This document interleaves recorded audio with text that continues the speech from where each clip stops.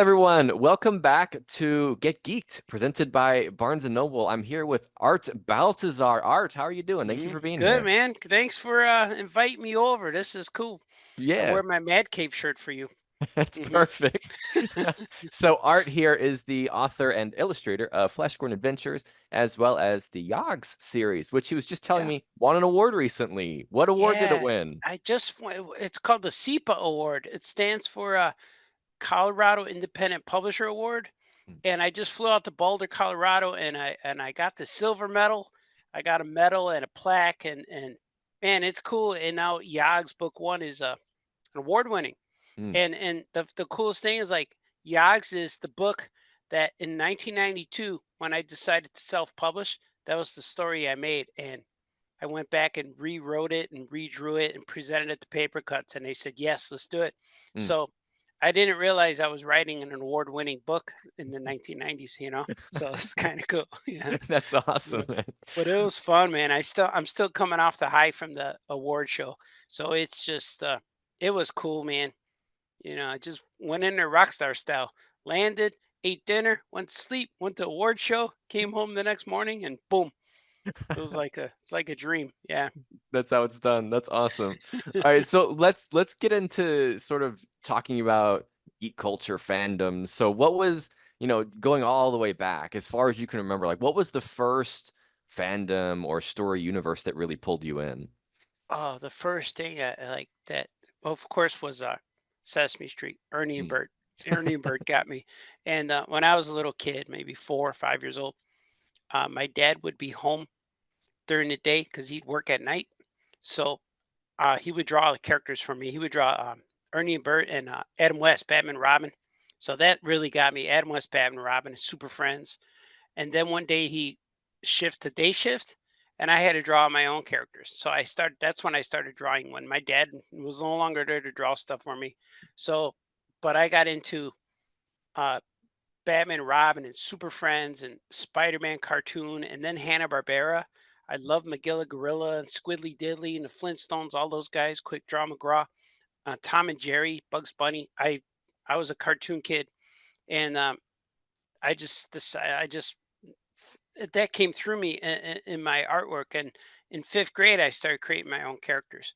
mm, So and all my characters look little Hanna Barbera ish, you know. And I draw a lot of my characters standing sideways with their arm on the side, like they do with Fred Flintstone always stands like that. So I'm a Hanna Barbera is probably the biggest influence of mm. my work. I always want like I knew if I was an adult in this 1960s, I would have went over there and said, "Hey, you got to hire me. I could draw this stuff." Yeah, I love that. yeah, So you cool. you you preemptively answered my next question, but I want to Yeah. expand on it a bit more, which was, when you started merging your fandom with these characters with your art, was it what kickstarted your art, or had you been doodling already, or like what was that process like of incorporating these characters into your own artistry? Yeah, like I get to work with like a lot of mainstream stuff like Flash Gordon, and I work with DC Comics and Dr. Seuss, and like I did all these stuff. I did Battlestar Galactica for a little bit. And so I'm amazed at how much mainstream stuff and characters that are classic that I get to work on. And it just became because like I was self-publishing books. I published my own comics since early 90s. And me and my partner Franco created a Patrick the Wolf Boy character that we started publishing comics. And at first when I started uh, entering the comic book industry, I would go on portfolio reviews. I can't even say it anymore because I haven't been on them. I've been on one, and then I got torn apart, torn shred to pieces. They all told me to go back to school, learn how to draw. I'm not going to make it in comics because I'm too cartoony. So I just made my own books. So I've been making my own books, and Wolf Boy was the book that we made that I was going to just release one book and just like have it, go back home and drive a truck or whatever. Was just gonna quit. But Wolf Boy, we published a book and it got distributed around the country and ended up selling like 4,000 copies of this book. That I don't know why it was successful, but I would tour all the countries, all the conventions, and somehow the book got in the hands of the editors at DC Comics. And they liked the book so much that I got the phone call and said, "Hey, do you want to draw something for DC Comics one day?" And I'm like, "Yeah, sure. If you know the editor, let me know." And they're like, "No, we're offering you a job." Like, oh, so they pretty much said, "We want Tiny Titans, the story. We want our characters, but drawn Wolf and Patrick the Wolf Boy style." I'm like, "Oh." Mm. And so that's the same thing what happened with Flash Gordon. And they said, "Well, can you make it Tiny Titan style, Flash Gordon?" I'm like, "Yeah, sure." So it's kind of like that's just the way I draw. And people ask me all the time, "How did you develop your style?" I'm like, "I don't know. It just that's how my characters look when I draw."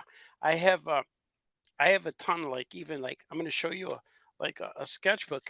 I draw in this every day. I just doodle in all these pages and pages of stuff, and in these comics I just doodle all these drawings, and the characters I come up with always have like big heads, short bodies, cartoony. They end up looking like Jerry, Tom and Jerry. They got that body proportion, but I don't know. And I'm a big Peanuts. Charles Schultz influenced me a lot in newspaper comic strips. So I just always been a cartoony guy, cartoonist, and I really feel that cartoonists are born with it. You can't break out. If you're a cartoonist, you can't draw any other way. Like I have friends who draw like all kinds of different characters, like Dora the Explorer and SpongeBob, and they could adapt to all these different things. And I can never do that. Every time I try out for something like that, they said, "No, you draw too much like like people like if I draw Bugs Bunny, people are gonna say, "Oh, Art drew that." You're gonna be able to see like Flash Gordon. I draw him, and it looks like my artwork. So that's the thing that it's a blessing and a curse. I don't know what it is. I think it's a blessing because I can't draw any other way but the way I draw, which is kind of cool. I love that. I like that you draw like it looks like what you said. You draw like it looks like you drew it. You can tell, but that's cool though. Yeah. You have an identifiable brand. Like people Yeah. see this art and like, oh, that's art. That's what it's got to be. Like that's Yeah, you can identify my artwork in like a police lineup. Like, yeah, Art drew that one. Yeah. That's awesome. And that's so cool about the story about DC getting their hands on it, giving you a call. So, like, Yeah. what was that initial process like? Like, was there, I mean, I assume, you understood like what DC had done. You knew what you were getting into, but was there an intimidation factor of I'm going to step into this and take on characters that they have a storied history already. They have so much. Were you intimidated by that at all? At first I wasn't until like I didn't believe it. It didn't feel real until the comic book came out.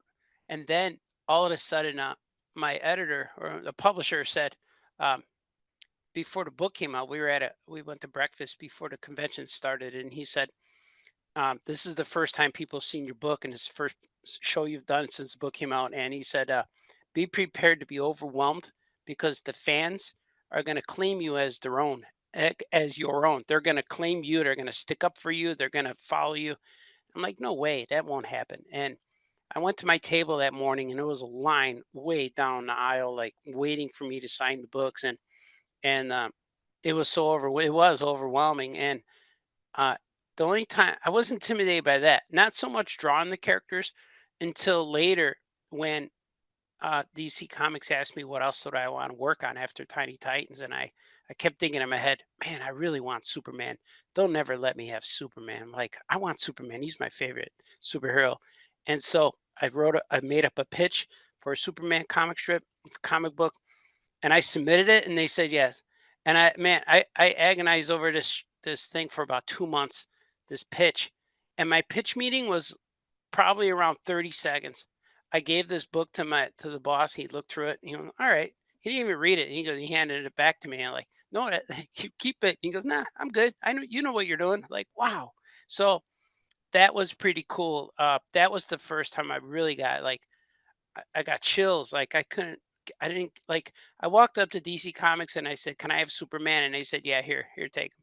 It's like going to Disney and they give you Mickey. And and like I called my dad after that. I said, "Dad, um, hey, my Superman meeting went really good." He goes, "What happened?" I said, "They let me do it." And he goes, "So you're a cartoonist and now you get to draw Superman?" I'm like, "Yeah." And he goes, "Well, what are you gonna do after this? Like you did it. Like what are you gonna do now?" And I'm like, "I don't know. Just keep making more stuff. I don't know."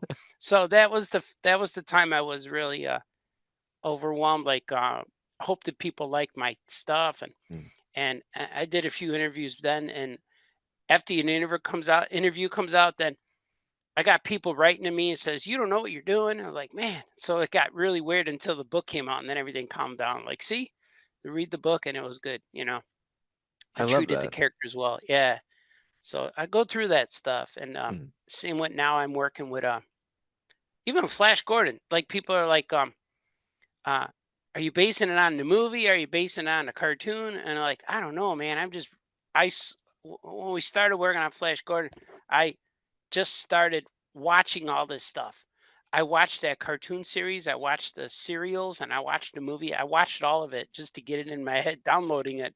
And but I grew up watching the Flash Gordon serials, the black and white Buster Crab episodes, and man, they were cool. So I wanted to tell I wanted to tell a retelling of those black and white serials, but it kind of started that way, but it went another way. It just got funny. We just kind of it's real silly. It's real funny. Um, but and it was kind of cool too because the more sketches I kept sending, the Flash Gordon people were confused at first. They're like, "What's he doing with this? Like, I don't understand." And then I'm like, because I don't write a script, I just send in sketches. Like, here's what you get. You get my sketches. You get my thumbnail sketches and words. So you get to read the book. I send you the book. It's not complete, but it's all sketchy and pencil. And then they read it like, "Oh, this is what he's doing." So then they said, "All right, go ahead and finish it." And the Flash Gordon people really like it. Yeah. So it's So kind of crazy. that's awesome. So I wanna rewind to when you first Yeah. got connected to Flash Gordon. So I mean, we'll Yeah. talk a lot about Flash Gordon. But like, when did you get the call? Was this the universe you'd wanted to write in? Like, what was the process getting you attached to the Flash Gordon franchise? Yeah. I don't know how I forgot how I found out. I think I found out when everyone else did. Like Mm. when it was announced that Paper Cuts or Man Cave had Flash Gordon rights. And I thought, oh, that would be cool because they announced that, and then they had Dick Tracy. They announced a few things at once, and I'm like, man, that would be cool to do that. And so I wanted to write to him and submit, but my buddy, who's an editor over there, I know this guy for 20 years.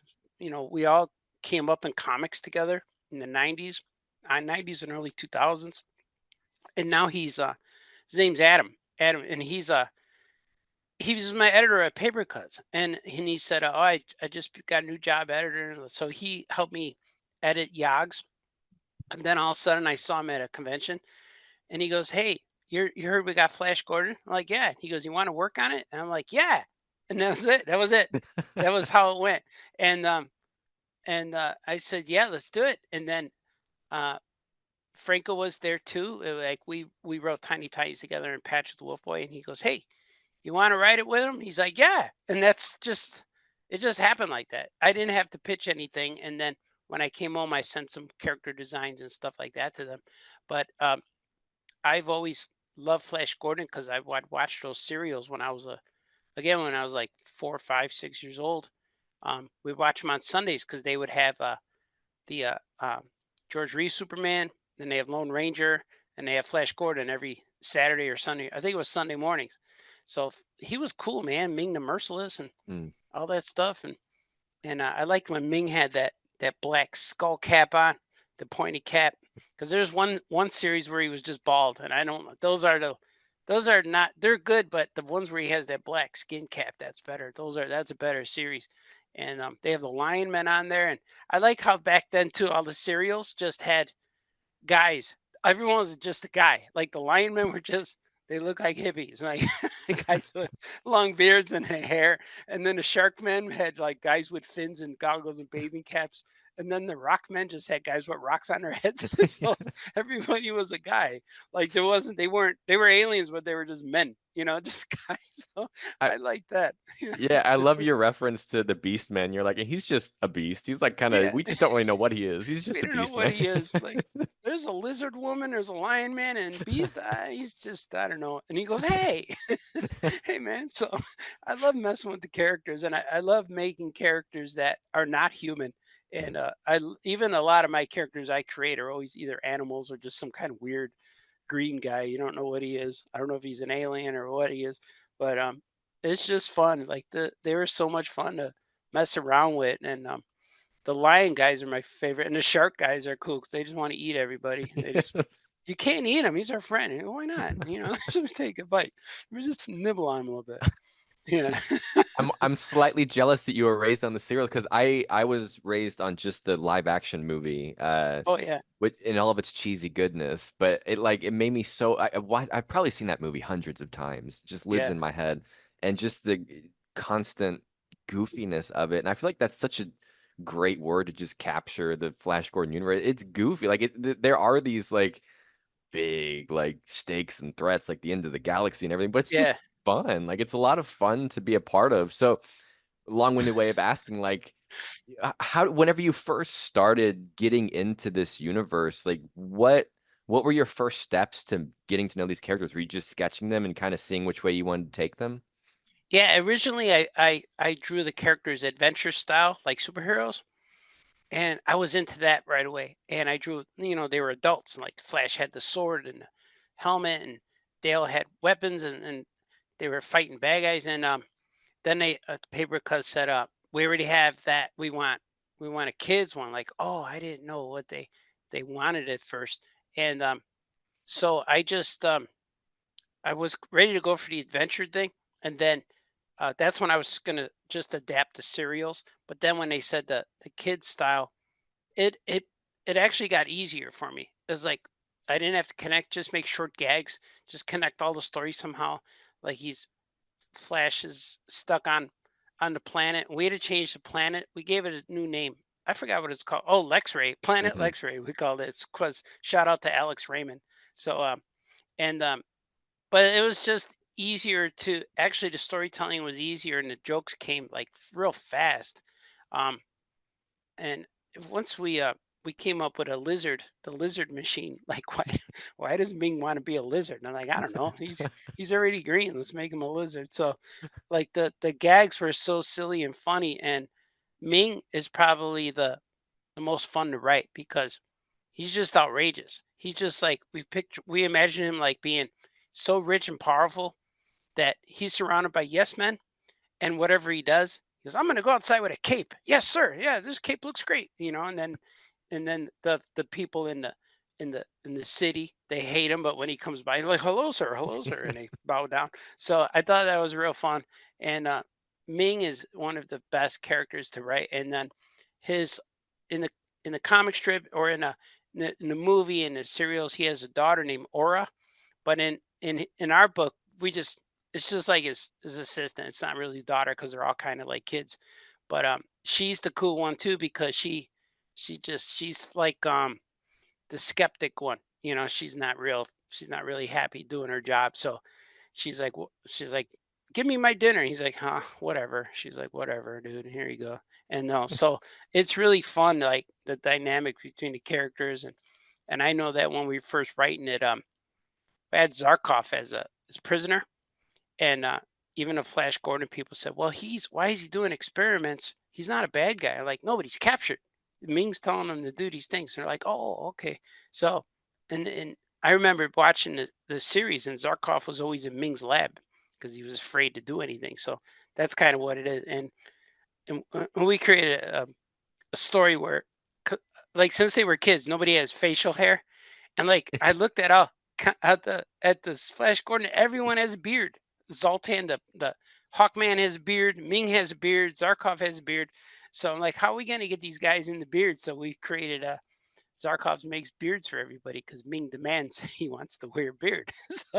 So it was kind of fun. Yeah, these adventures were just ridiculous. They were so funny. And you kind of already answered this, but like I'm just so curious, like whenever you're concocting these silly little misadventures, like did you have other ideas with them, or what made you decide that like becoming a lizard or making beards was gonna be the way to go? Like what was it about just because they were fun? Because I needed to get a beard on Ming. That's really what I was. How's he gonna? Because should he just paint it on? At first, we had it where he was eating a cupcake and the ice cream, and it stuck to him. But I'm like, why is it green? He needs to be green to match him. So, and then we just made beards. we just make stuff like I want to draw the Hawkman with beards, and why would a bird guy have a beard? And I turned them into birds too, instead of because in the comic strip and the movie they're people, they're men, hawk men, but in this they look like chickens, and so so and so in Chicago there's this restaurant, chicken wing restaurant called Harold's Chicken, and their colors are like Christmas, red, green, and white. And so when I'm secretly, nobody knows this. This is a reveal. When I designed the Hawkmen, I based them off of Harold's Chicken. Like they're chickens with Harold's Chicken's colors. So there's a, I get my hot wings and barbecue chicken from there. So that's why they're red and green and white. So so I love that. yeah. So I was gonna so you again you kind of already answered this, but like these are like from the Flash Gordon I knew from the movies. Like the look of them deviates. Like Ming being green, Yeah. the chickens, the Hawkmen being like actual birds. Like was Yeah. that just something you told yourself like, "Ooh, I want to change little things up," or what was the thought process behind wanting to change those particular looks? Oh yeah, I wanted Flash and Dale and Zarkov to be the only humans, Mm, like because they're really aliens on Mongo. Um, let's call it Lex Planet Lex Ray. They're the aliens, so they're the Earthlings. So they look different than everyone. So I figured the natives of Lex Ray are like Ming and Aura and even Prince Baron. They're green. They got green skin, and all these other aliens are animal like. They're like humanoid animals, but that's just I was thinking. I just only want those three to be humanoid. mm, Yeah, humans. So it would be a cooler thing. Like what that's what an earthling looks like. That's what they look like, Flash Gordon. And sure. so I like there was a scene too where the Hawkman come down to get Flash and they said, Prince Voltan wants to see you. He's like, why? He's I don't know, he just wants to talk. I forgot what they talked. They took him to the Hawkman City and oh, he wants to teach him about this thing called barbecue. He's like, remember, was that it? He's like, tell me about this barbecue sauce. Then when he mentions you put barbecue sauce on wings, and everyone's like, oh my God. They all freaked out. What are you talking about? He's like, "Oh, so sensitive about that." So I thought that was a funny gag, but Yes. it's just it's just really weird. And I'm so surprised how much humor and how many jokes that got approved by the Flash Gordon people. They're like, yeah, that's cool. Just go do your thing. So it That's was real great. fun to do. Yeah. And I was gonna ask, like, anytime you write into IP, there are like higher powers that tell you if you Yeah. can or can't do something. So the Flash Gordon people, like, were there any rules you had to operate within, or was it kind of just go have fun?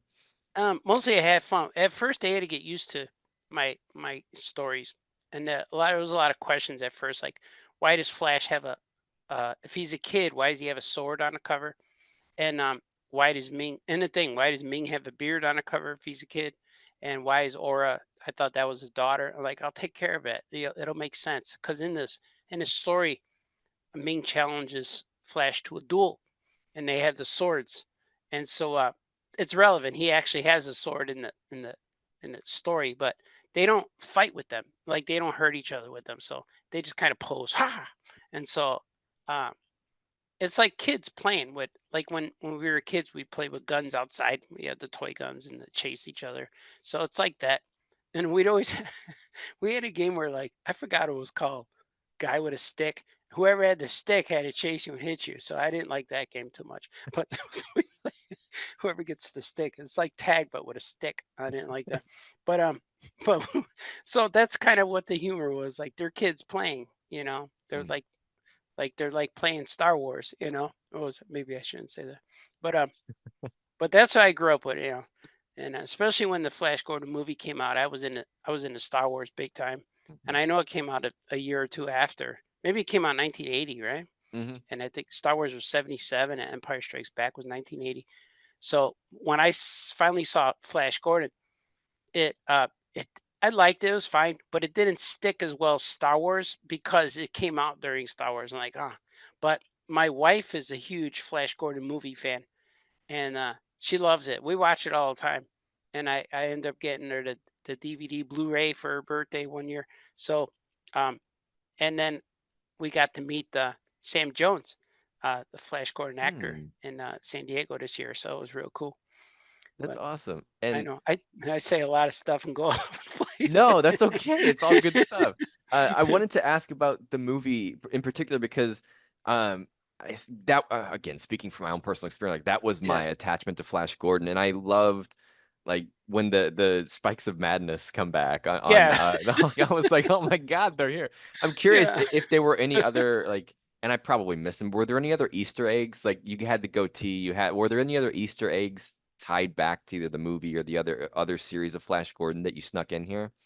Yeah, the the Ming's soldiers riding those little jets, that's from the movie, 'cause they were in the movie. I don't remember them being anywhere else. So that was from the movie.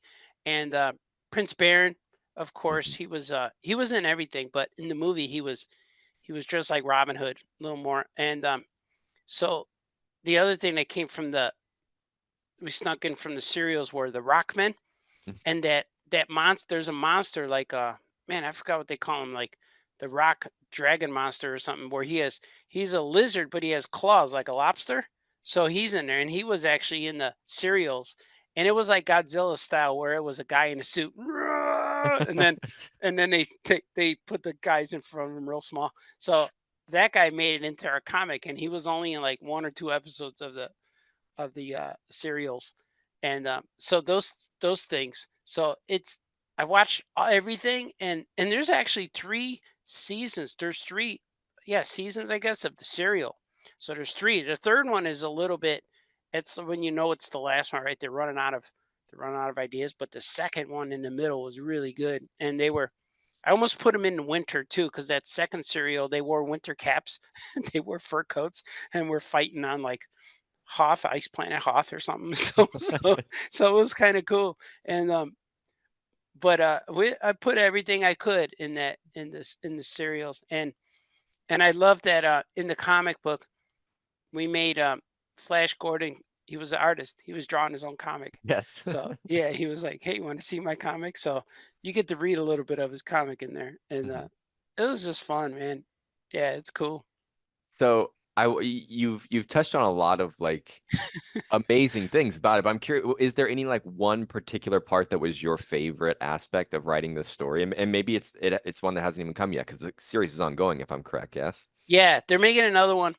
I don't know if I could reveal what it is, but it's gonna be more of a yeah, I'll say what it is. I'll say if they don't like it, but it's more of a uh, anthology. It's got Mhm. a bunch of different creators in it, but um, I probably have a few stories in there too.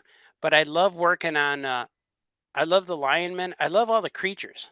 I love the lizard women, because the lizard women are from the cartoon.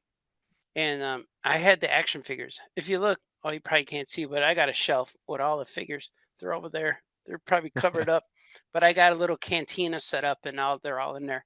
Um, I got the figures from the 70s and 80s from Mattel. I got them in there, but they have a lizard woman um, figure that came with that's from the cartoon, and that was the lid. And so those things, like I'm always wondering, how come there's no lizard men? They're just lizard women, you know? So, but same with the lion men. You never see lion women, but but I like those characters. I like those guys, and especially in the comic strip, in the comic book where Ming gets turned into a lizard, and the lizard women are just like, what about all of us who are already lizards? You know, hey, I want to be a lizard. You know, so just that stuff. I love making the characters, and the shark men were fun, and I wanted to put in the serial too. I think Flash fought a sea monster, like a Mhm. squid or something, but it didn't make it in there. But I have so many notes and stories and all kinds of stuff. And in the serial in the black and whites, I loved the way the rocket ship would fly, and it would just spark in the back. It would be real thick and heavy, and it just sparks in the back. So I tried to do that with their ship in there too. What you mentioned like whenever you first did it, you didn't know it was supposed to be just for kids, but was it difficult adapting it for a young audience? It feels so organically for younger audiences. Yeah. Was that a natural transition? Yeah, it was pretty natural. That's the way I write and draw anyway. When I create my own characters, they're all uh, superhero animals, you know, like Underdog or Mighty Mouse, stuff like that. But It was just real natural because, like, I just write whatever I think is funny, and um, when I sit down to write something and I don't have an idea, this comic strip starts with the character walking. And if you ever look at any of my comic strips and there's first panel, he's just walking, that means I don't know where it's going. And it always goes somewhere where it's unpredictable where it's going. Like, does he find something on the ground? Is there somebody saying, "Hey, Flash?" And he looks behind him.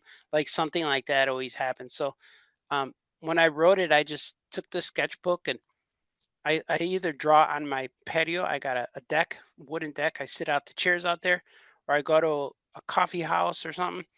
Um, and for a while during the pandemic, I missed all these places. So I would go actually to the airport into the when when you get your luggage, Mm. I would go there and sit and then just go write because I love writing at airports. I just go places to write. So during the pandemic, everything's closed, and so man, I can't write at home. So I would go to the airport and sit in the baggage claim. I just sit over there and just write stuff. So it's true, and and so when I sit with my sketchbook, I just sit there and just doodle and just see what happens. And somehow being in the environment where there's nothing else for me to do and there's noise, like there's ambiance, I could focus and get and focus on my comic and it's just so writing it was pretty cool. It was pretty natural and fun because if I sit in a spot, I could give me 3 hours, I could like make a whole bunch of cool stuff. I never have writer's block. It just Mm. keeps going. And when I was at the I got to plug again. When I was receiving my SEPA award for Yogs over the weekend, I had like 3 days to kill. Like I got there on Wednesday. The award was Thursday, and I'm flying out late on Friday. I'm like, all right, what am I going to do? So I, I walked around the city a little bit and I got like, all right, cities to me are like, no big deal. They all look the same. All right. They got a different background. And so I would hang out at the hotel and I would just get a big cup of coffee and sit on their big old couches because this hotel's like 300 years old. So I would sit there. I probably Abraham Lincoln probably stayed. Abraham Lincoln probably stayed there, and oh, I know Elvis was there and BB King. But I would stay on the couches and just get my sketchbook, and I ended up writing the whole ending to Yog's book 3, and I was so happy with it. And then if I need to take a break, I go upstairs, put water on my face, come back down, and sit on a couch for another 3 hours. So man, that was real cool. That's the only. I wish I could just go and rent a hotel room and just go sit in the lobby. And that's where I like to write. So writing Flash Gordon wasn't too hard. Like it just came. It's all you got to figure out what they're doing. And like for Flash and Dale and Zarkov to come from Earth and they land, it's kind of like they're the new guys. It's almost like fish out of water story, Mm. but they're the novelty. Like everybody wants to know who those Earthlings are. So it was pretty cool. That's awesome. No, I love hearing that. That's so cool to hear the process behind how this was made. Yeah. So what's coming? You mentioned there's an anthology for Flash Gordon. What else do you have coming out soon, or what are you working on? What can you tell us Yeah. about? I'm working on Yog's book 3. I got book 2. This one just came out. This one just came out in Yog's book 2 just came out in August. Mm. And next August is book 3. The paper cuts didn't reveal the cover yet, but it's the third part of the Yog's trilogy. And then I have I'm working with Dr. Seuss with Cat in the Hat, and you see him over here, that Hmm. Cat in the Hat. And I'm working on the first book's out, and I'm working on book 2 right now. I'm working with man, I'm working on a lot of my creator own stuff. I try to do a book a month for my website. Um, you put my name, artbaltazar.com, or it's a links to my store. And so I try to put out my own comic books every month, and I do low print runs, and it's just fun. And this weekend too, I'm going to a haunted house show. Me and my friend Jamie Cosley are doing a haunted house show in Richmond, Virginia. There's this haunted cabin that he has access to, so we go there and we set up tables and we invite people to come and buy our comics. So every every year, this is our second year. So we've been making a comic book exclusively for the haunted house show. So it's kind of fun. So I'm constantly making my own characters and publishing my own books, and then I'm working with paper cuts on future things. So I'm working with AEW Wrestling right now with Mm. trying to get a wrestling comic book done for them. I've been working way too long on it because I get interrupted with a lot of projects. And but Flash Gordon was that, and I'm working on the next one. I'm working on stories for the next book and the cover and all that cool stuff. So it's fun, man. I get to wake up every day and drink coffee and come down my stairs and sit here in my art studio and just draw. And it's fun. And I never thought that this would happen. Like when I was a little kid, or when I was graduated college, and I had all these jobs like driving trucks and sweeping floors and mopping places and just doing things like that, like just stuff I didn't want to do. And you know, I went to bed every day like thinking, when you lay down and all your thoughts come like, oh, why did I do that in fifth grade? Yes. So I just kept praying to baby Jesus, like, man, I want to be a full-time cartoonist. So I'm so glad that this is happening, and it's just cool. And I don't know what to do, what else to do. I don't have any other I don't know anything but drawing comics. That's all I'm just gonna say. I could do stuff, but I'm not good at it. Like I can hang a picture frame for you, but but it's probably gonna be crooked or messed up, or I'll put a hole in the wall. But I don't know. But I'm the best at this. Like this is Mm. what I do the best. So, and I just fortunate to be able to do it. And my wife, I have a wife and the kids, two kids in college, and we have a dog, two-car garage, a house with a fence. So I don't know, somehow it worked out. Just got to keep it going. Yeah. I love that. That's such a great, and that's such a great note to end on. This sort of full Yeah. circle of how it began and how it's going. It makes me so happy to hear that kind of stuff of, finding your joy in this creative process. So Yeah. thank you so Oh, much you're welcome, sir. for taking the time to do this. And in case we haven't mentioned it, Flash Gordon Adventures, it's either out now or I'm Comes out in November. November. Okay, so Yeah. it's just around the corner. And it's Hopefully we have. Yeah. Hopefully there's more a new advanced copy soon. We're going to New York Comic Con mm, paper cuts, and I'll be at New York Comic Con on October, mm, and most likely, probably, maybe they're gonna have copies. I'm not sure mm. because they always seem to have them about a month or two early before it comes out. Sure. So hopefully they get advanced copies over there. So Yeah. get it at New York Comic Con first, or you'll find it on shelves all over the place. Yeah. If it's not there, I apologize, but maybe. Yeah. Awesome. Well, Art, thank you so much for taking the time to do this. This was so much fun, and I appreciate you taking the time. Cool. You're a good man, Josh. Right All on, right, you brother. too. Thank you.